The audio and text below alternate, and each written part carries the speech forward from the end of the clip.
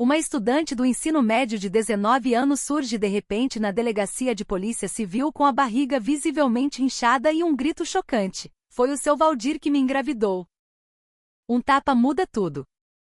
Mas por trás desse incidente esconde-se uma conspiração muito mais sombria. Naquela tarde, a delegacia funcionava como de costume. A sala estava cheia do som de relatórios sendo digitados, chamadas no rádio da polícia e conversas entre os agentes. A atividade seguia sem interrupções até que a porta de vidro da entrada foi aberta bruscamente. Uma jovem entrou com passos instáveis. Seu corpo parecia fraco. Ela vestia a camiseta branca do uniforme de uma escola estadual, já amassada e suja. O cabelo estava preso num rabo de cavalo desleixado. Seu nome era Beatriz, uma estudante de 19 anos que cursava o último ano. Todos na sala viraram a cabeça imediatamente. Não apenas por sua aparência perturbada, mas por uma coisa que chamava a atenção: sua barriga. Parecia muito grande, como a de uma mulher no final da gestação, mas a expressão em seu rosto mostrava algo mais do que apenas exaustão física. Beatriz não falou nada ao entrar. Apenas caminhou lentamente até o centro do salão, entre as mesas de atendimento e os olhares confusos dos policiais e escrivães.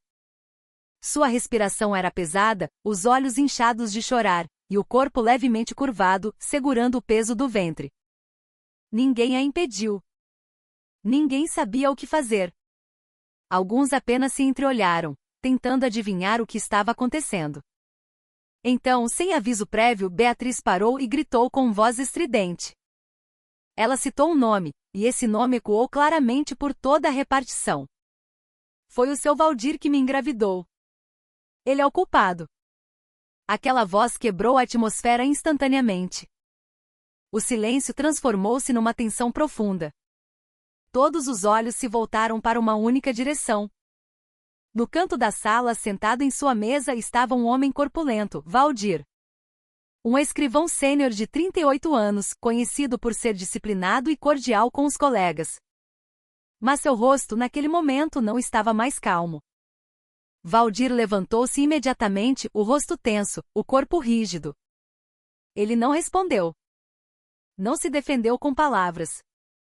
O que ele fez foi caminhar rapidamente em direção a Beatriz, levantar a mão direita e dar um tapa violento no rosto da garota. O corpo de Beatriz foi jogado para trás, e ela caiu sentada no chão frio. A delegacia congelou.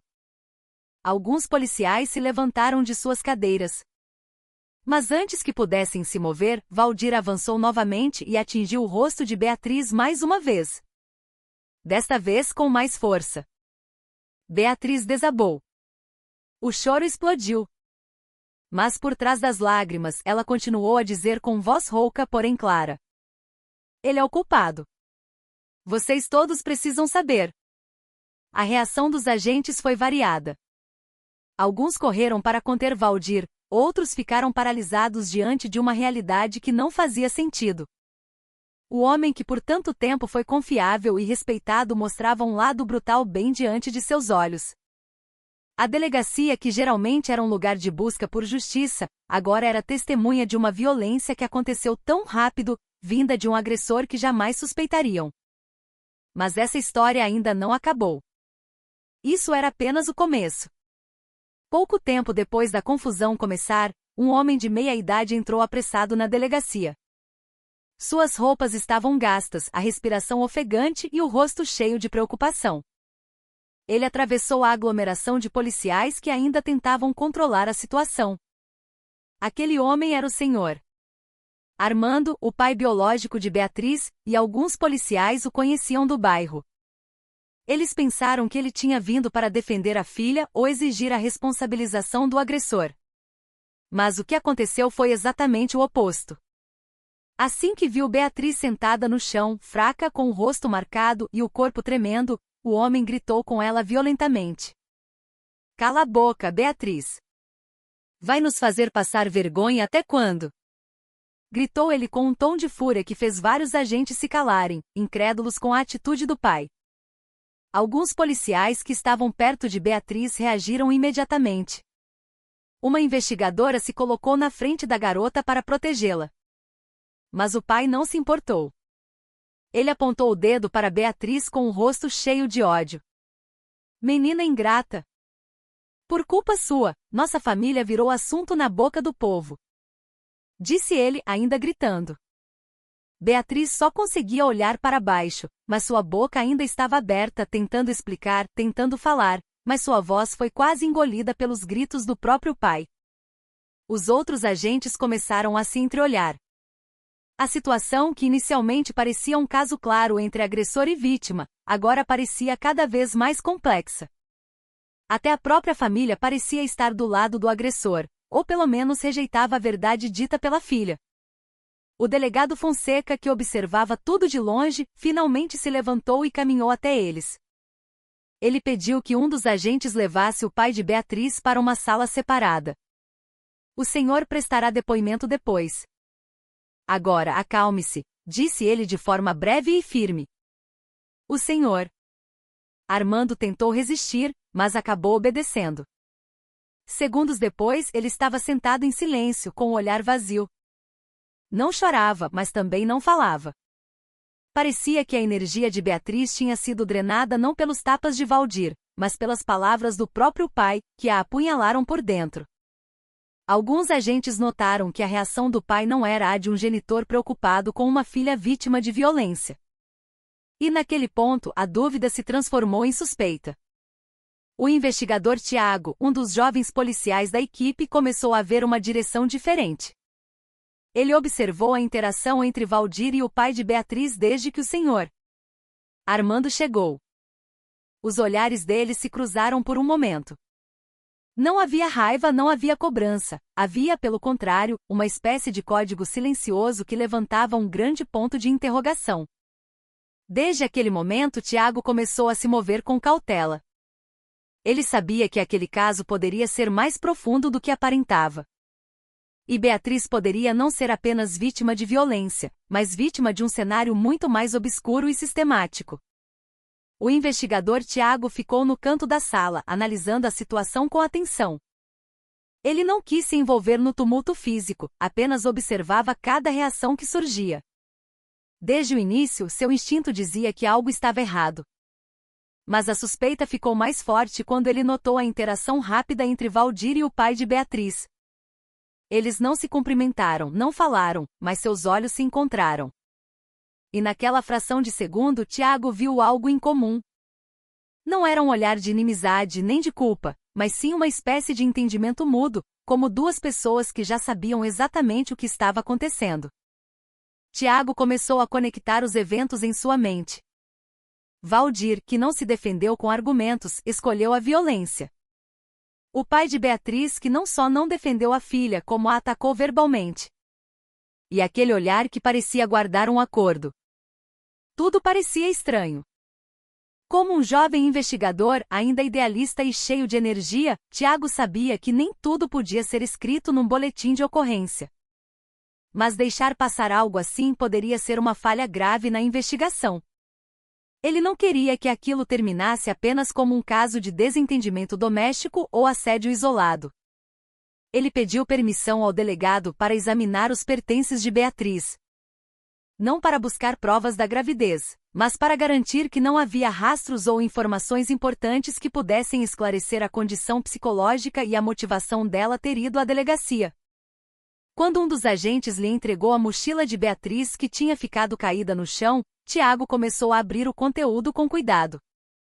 Dentro, além de cadernos e itens pessoais, ele encontrou algo que chamou sua atenção: um celular com a tela trincada, mas ainda ligado, e um arquivo de gravação de voz que não tinha sido apagado. Os dedos de Tiago se moveram rápido para abrir o arquivo.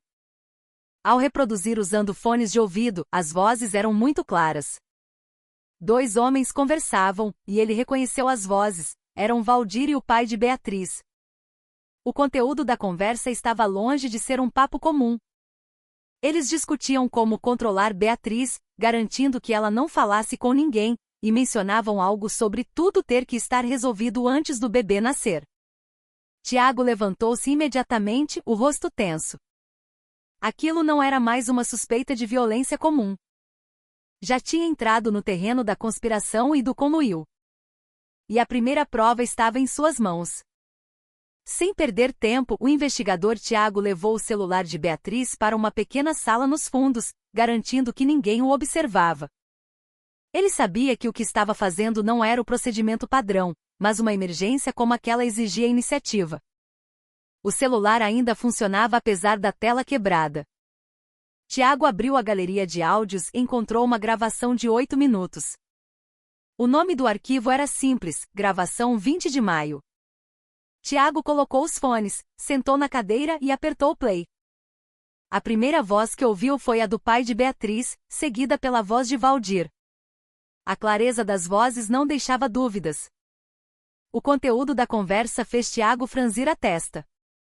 Eles falavam de Beatriz como um problema a ser resolvido.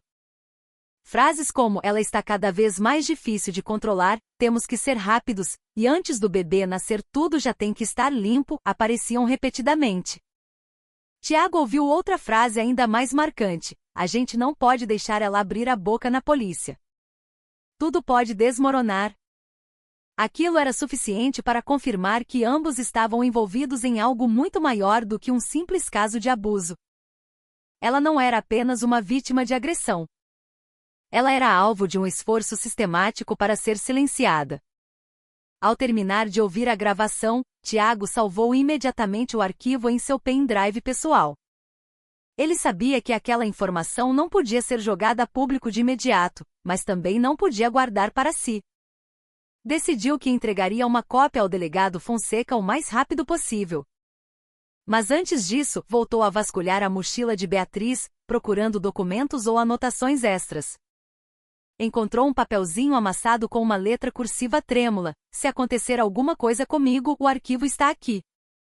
Eles todos fazem parte do jogo. Aquela frase curta confirmava o que ele já tinha ouvido.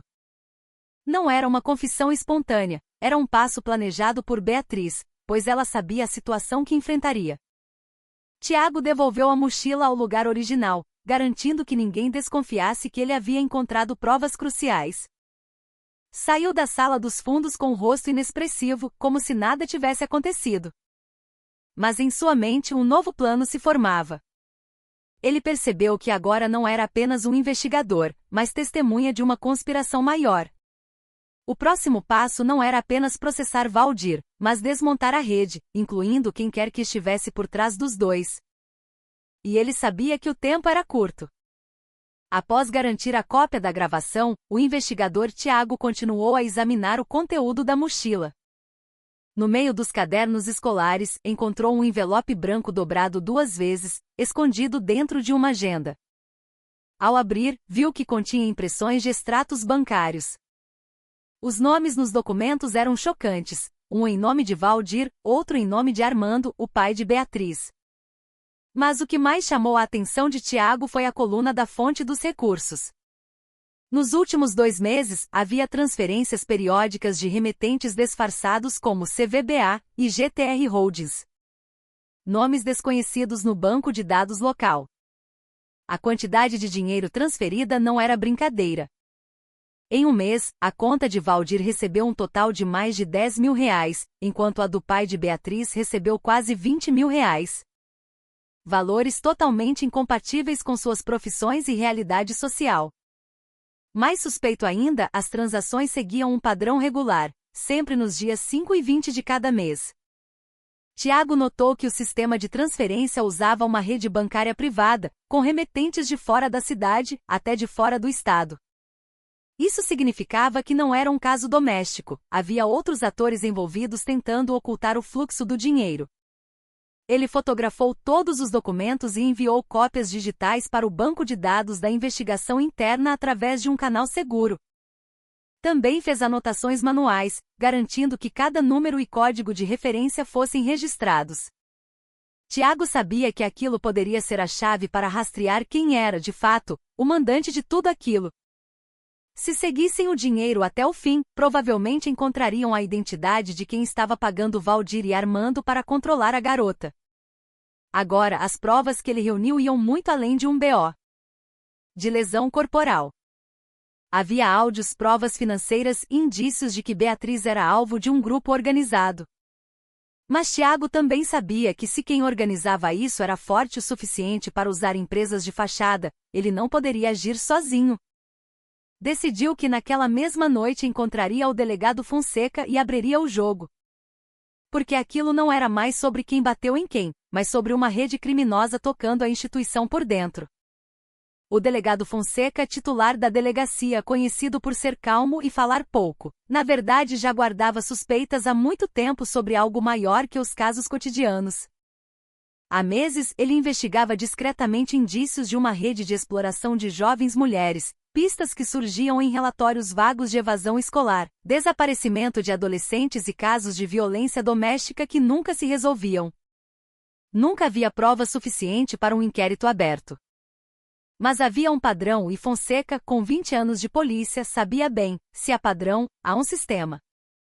Ele mantinha os resultados de sua investigação pessoal numa pasta criptografada em seu laptop. Lá já havia um histórico cronológico de dezenas de nomes. Alguns eram funcionários públicos. Outros, civis conectados numa rede informal de vigilância. Mas faltava o gatilho para abrir uma investigação oficial. Tudo era muito nebuloso até o dia em que Beatriz entrou em sua delegacia com o corpo fraco, voz alta e acusações que causaram o tumulto. Para Fonseca, a chegada de Beatriz foi o ponto de virada que ele esperava. Após receber o relatório inicial do investigador Tiago e examinar pessoalmente as cópias dos áudios e os extratos bancários, tudo ficou claro. O que ele montava como hipótese agora ganhava forma. Nomes que antes estavam apenas na fronteira da suspeita começaram a se conectar. Incluindo o nome de Valdir, que nunca estivera na lista antes por sua ficha limpa.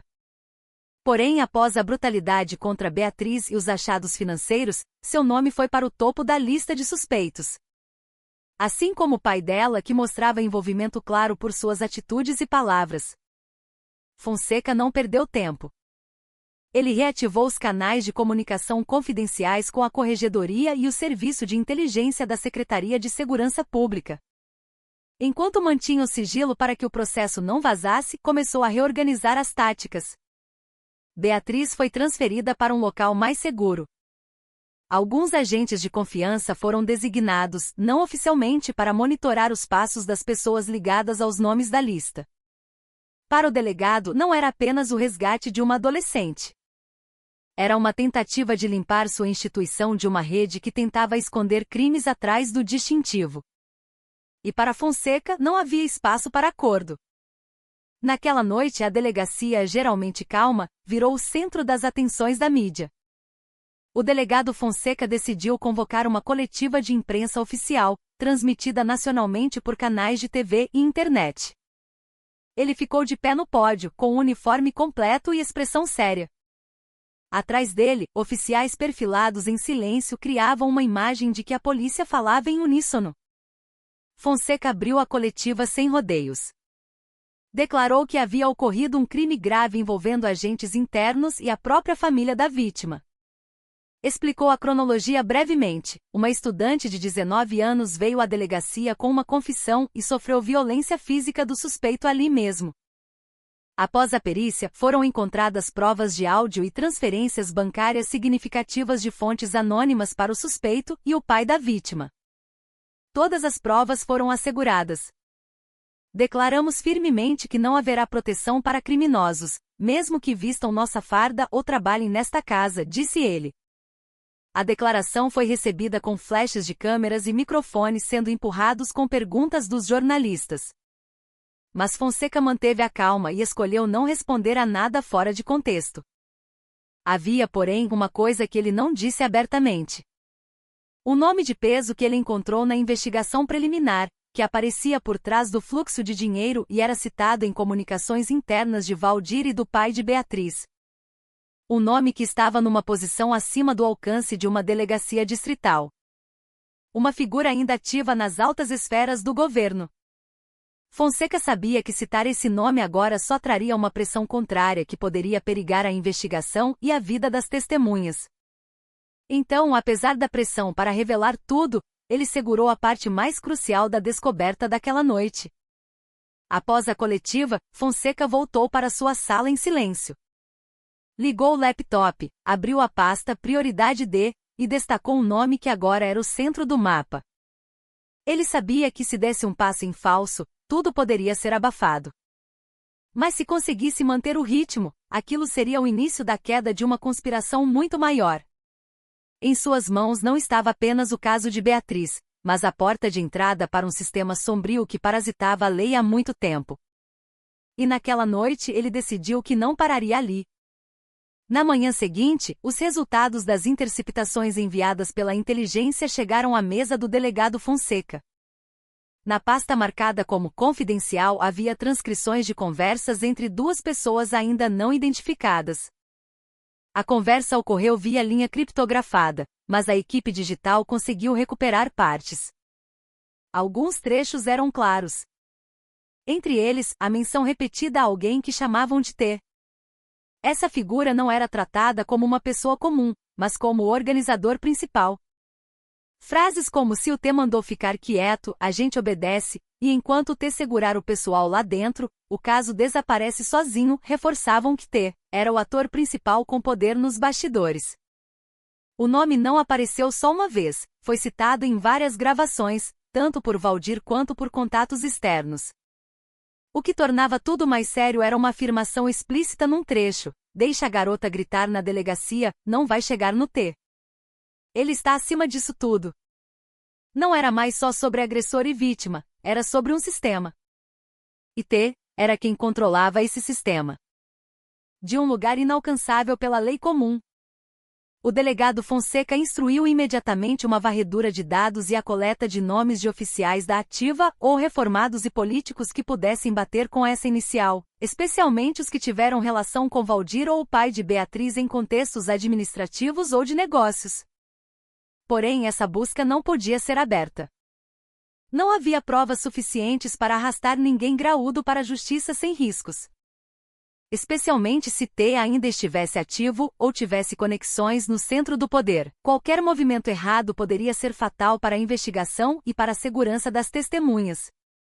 Fonseca escolheu o caminho seguro: ampliar a vigilância, reforçar a proteção de Beatriz e multiplicar as cópias dos dados da investigação, distribuindo-as automaticamente para parceiros de confiança caso algo acontecesse com ele ou sua equipe.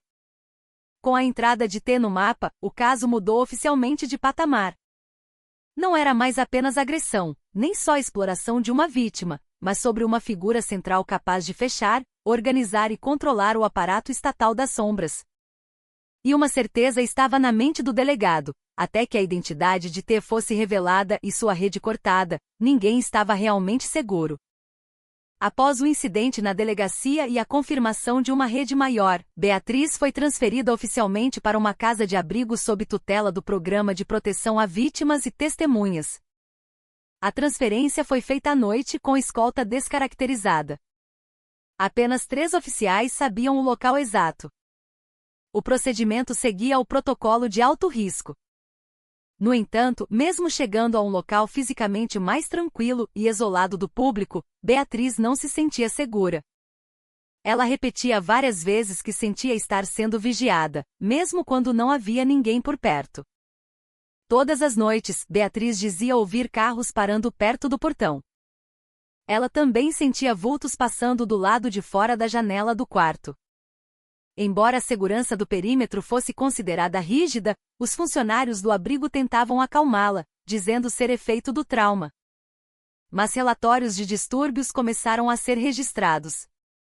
Um dos guardas noturnos reportou que o sensor de movimento lateral foi ativado por 14 segundos, mas nada foi encontrado na verificação. As câmeras de segurança também sofreram interferência de sinal por alguns minutos. Beatriz ficou mais ansiosa. Recusava comida de fora, escrevia notas à mão e posicionava seus pertences de uma forma específica, tirando fotos toda noite. "Se algo mudar de lugar, é porque eles entraram", disse ela a uma assistente social. Embora não houvesse prova clara de invasão, o sentimento de Beatriz não foi ignorado. O delegado Fonseca adicionou uma equipe de inteligência paisana num raio de 300 metros da casa. Mas a dúvida crescia: seria paranoia ou um sinal de que a rede ainda caçava?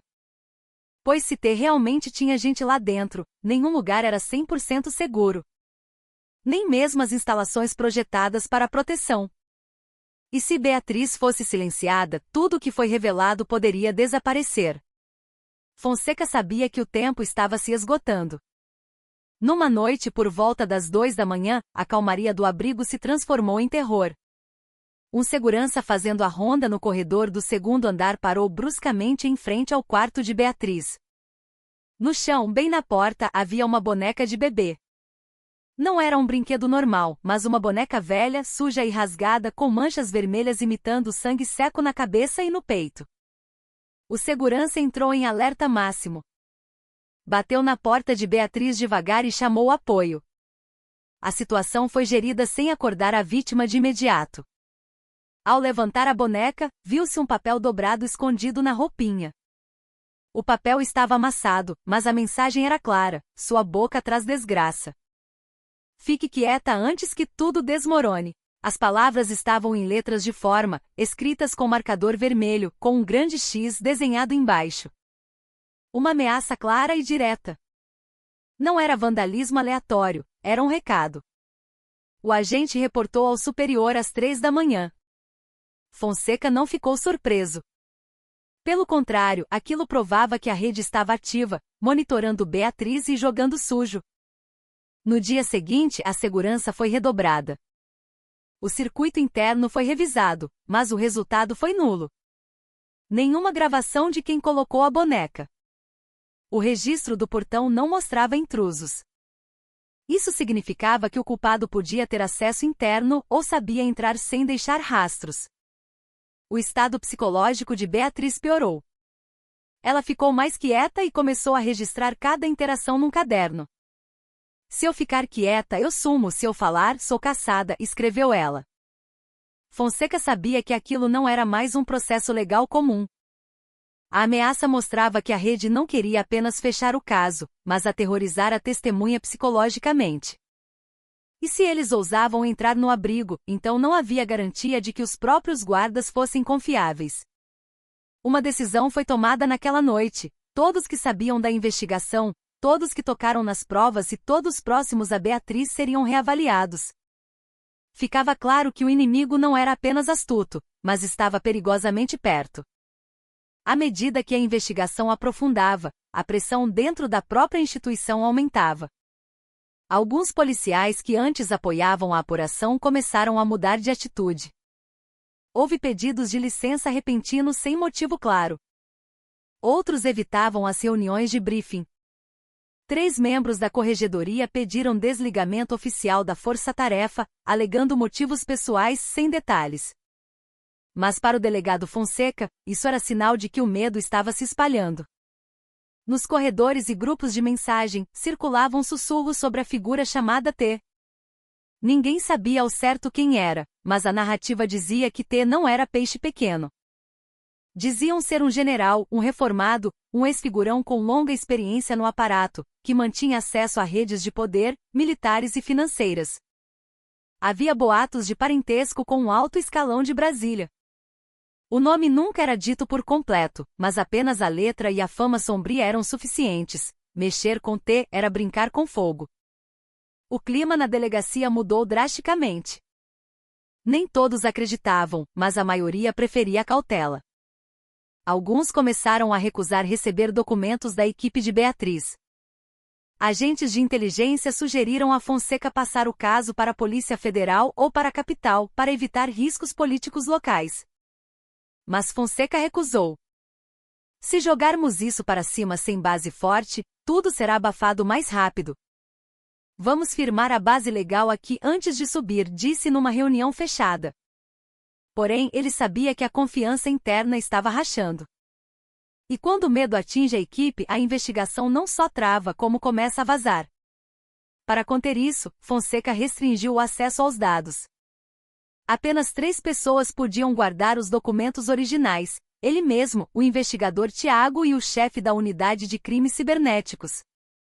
Ele sabia que nessas condições, o perigo maior não era o inimigo externo, mas o traidor dentro do sistema. Numa noite que deveria ser comum, o pesadelo da equipe começou. O investigador Tiago, o jovem que desde o início mais se dedicou a cavar provas, não voltou para casa. Sua esposa ligou dizendo que desde a tarde não conseguia contato. Fonseca ordenou buscas discretas imediatamente. Horas depois, uma patrulha encontrou o carro descaracterizado de Tiago estacionado na beira de uma estrada perto de um rio, a 9 quilômetros do centro. O carro estava trancado, motor frio, sem sinais de luta. Carteira e celular sumiram. Mas o mais suspeito, o laptop de trabalho de Tiago, que ele levava para todo lugar, também sumiu. Nele estavam dados brutos, cópias dos áudios, extratos e um mapa de conexões, além de notas de conversas informais com Beatriz. Até o pendrive de backup do porta-luvas desapareceu. Sem sangue, sem danos ao veículo. Tudo limpo demais. Fonseca concluiu na hora: não foi sequestro relâmpago, não foi assalto. Foi uma queima de arquivo executada por quem sabia quem era Tiago, o que ele carregava e a importância da informação. No dia seguinte, a investigação interna não foi divulgada. Fonseca manteve o desaparecimento de Tiago em sigilo para evitar que a rede acelerasse a destruição de provas. Mas ele garantiu uma coisa: só ele tinha a cópia mestre de tudo que Tiago coletou, num servidor local criptografado com autorização dupla. Fonseca sabia que a única razão da informação não ter vazado ainda era porque Tiago evitava a nuvem. A situação provava que não enfrentavam uma gangue pequena. A rede podia fazer um policial sumir sem deixar rastro, aterrorizar testemunhas e infiltrar abrigos. Fonseca, sentado sozinho em sua sala, olhou para o organograma na parede. Circulou a foto de Tiago em vermelho e murmurou: se o Tiago sumiu, qualquer um de nós pode ser o próximo. Mas eu não vou recuar. Ele sabia que a única saída era ir até o fim, custasse o que custasse, e expor quem era T. Na manhã seguinte ao desaparecimento de Tiago, um funcionário do abrigo entregou um bilhete manuscrito ao delegado Fonseca. Era uma folha arrancada de caderno, dobrada, entregue por Beatriz horas antes de dormir na noite anterior. O conteúdo era curto, não mais que 4 linhas, mas o impacto foi imenso. Fonseca leu com a testa franzida. A letra era inconfundivelmente de Beatriz. Se eu sumir, continue doutor. O T não é uma pessoa só. Eles são um sistema. O bilhete não era um desabafo, era um aviso e um testamento. Beatriz sabia o risco desde que entrou na delegacia. Ela não era apenas uma garota emotiva, ela tinha vindo com dados e coragem. Mas agora, após a boneca ensanguentada, a sensação de vigilância e o sumiço de Tiago, ela sabia que sua vida estava por um fio. O bilhete provava que ela não desistiria, mas aceitava a possibilidade de desaparecer a qualquer momento. Fonseca guardou o papel na pasta de prioridade máxima. Aquilo se tornou um lembrete pessoal de que a luta não era mais prender um culpado, mas enfrentar o mecanismo oculto nas instituições. A frase "eles são um sistema" poderia soar exagerada para alguns, mas não para Fonseca. Ele sabia que redes de poder sujo nunca operam sozinhas. Sempre há uma cadeia, sempre há máscaras. A partir daquele dia, Fonseca tomou medidas extras.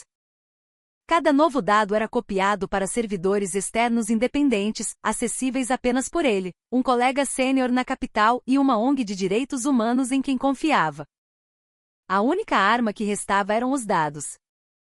E o bilhete de Beatriz provava algo vital: a vítima sabia quem era o verdadeiro inimigo e não ficaria calada, mesmo com a morte à espreita.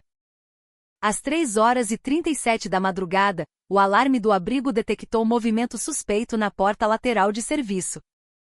As câmeras mostraram 2 homens corpulentos, vestidos de preto tático e balaclavas, pulando o muro dos fundos e abrindo a porta com gazúas profissionais. Eles entraram em formação militar, movendo-se rápido em direção ao quarto de Beatriz. Mas antes de avançarem, a equipe de guarda, em alerta máximo desde o incidente da boneca, interceptou-os no corredor. Disparos de advertência foram feitos, fazendo um dos invasores fugir pelo muro. O outro foi rendido. O invasor capturado não tinha documentos. Na revista, encontraram apenas um canivete, um bloqueador de sinal de alarme e um celular criptografado. Ele foi levado para a delegacia vivo. Porém, na manhã seguinte, quando seria interrogado, foi encontrado morto na cela, enforcado com tiras de sua própria roupa íntima. As câmeras do corredor das celas tiveram uma falha de 7 minutos, exatamente na hora da morte. Sem registro de visitantes. Isso reforçava a tese: não era um bandido comum, mas parte de uma rede profissional treinada para não ser capturada viva. Fonseca abriu uma investigação fechada sobre os carcereiros daquela noite. Ninguém assumiu falha sem provas de sabotagem. Mas do celular do invasor, que a perícia conseguiu acessar parcialmente, recuperaram uma mensagem de voz recebida antes da ação: o alvo tem que ser silenciado. Se falhar, não volte vivo. A ordem era clara. Não era sequestro, era execução. Uma operação para eliminar a testemunha principal. Após isso, Beatriz foi movida para um local secreto sob controle direto da Polícia Estadual, com segurança armada pesada. Fonseca sabia que aquilo virou guerra aberta. A questão não era mais quem era o culpado, mas quantos mais teriam que cair até que tudo fosse revelado. Após a tentativa de sequestro frustrada, a perícia vasculhou a bolsa tática do invasor morto.